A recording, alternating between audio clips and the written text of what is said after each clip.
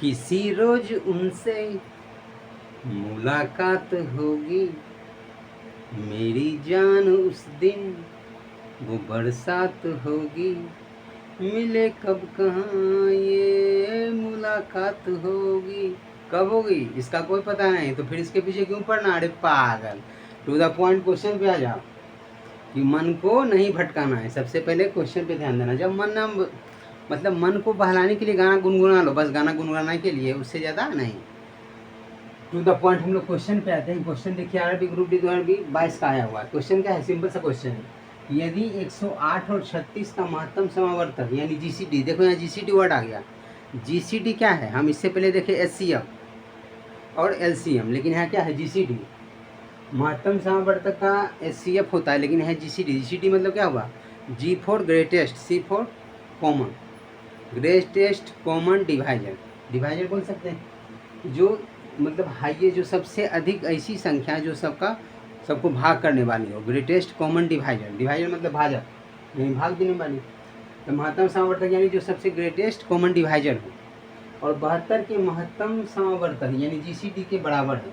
यानी 108 और 36 का जो एचसीएफ है यानी महत्तम समावर्तक है, 172 के महत्तम समावर्तक के बराबर है।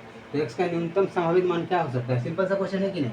अगर हम 108 एवं 36 का महत्तम समावर्तक देखें तो क्या होगा, 36 से अगर 108 में भाग देंगे तो 36 या 108 यानी एचसीएफ क्या आएगा, 36 आएगा। तो सिंपल सा बात।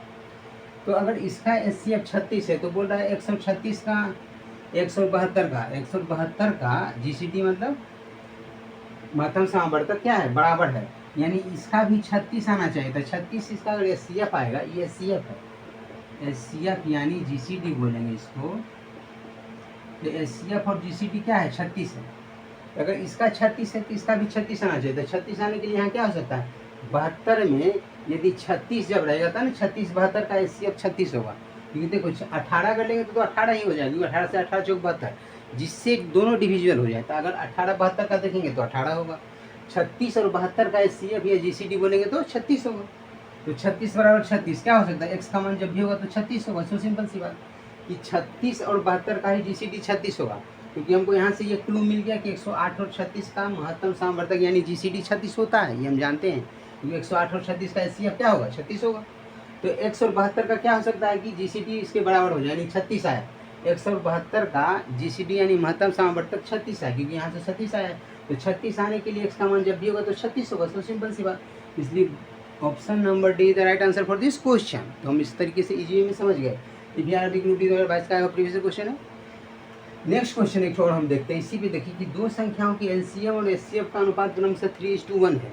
यानी एलसीएम यदि 3 अनुपात में है तो एचसीएफ 1 है। सो सिंपल सी बात है।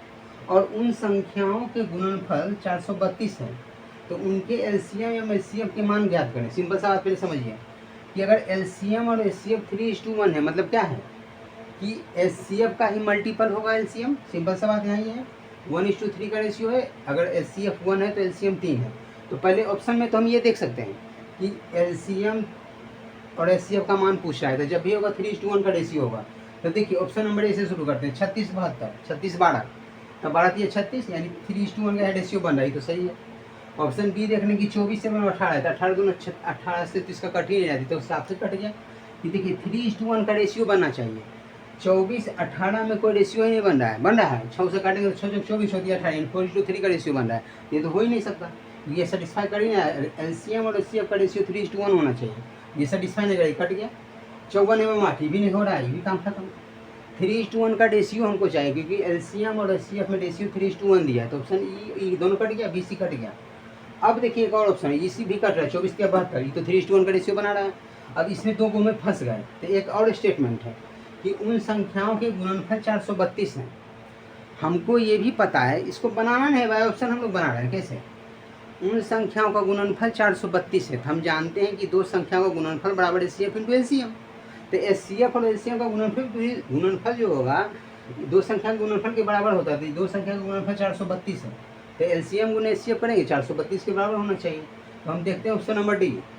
अगर इसको गुना करेंगे तो इकाई अंक से करते हैं, तो 4 दूनी 8, 24 गुने 72 करेंगे तो इसका इकाई अंक को इकाई अंक से गुना कर 4 दूनी 8 होना चाहिए। यहाँ देखना है कि क्या है, 432 है, इकाई अंक 2 है, तो ये तो ऐसे ही कट गया।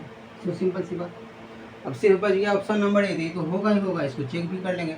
36:12 3:1 का रेशियो भी बना रहा है। अगर इसको गुना करेंगे तो 12 6 72, 2 का 2 बाकी 7, 12 36 7 43 432 से सेटिस्फाई कर रहा है। This is the right answer for this question.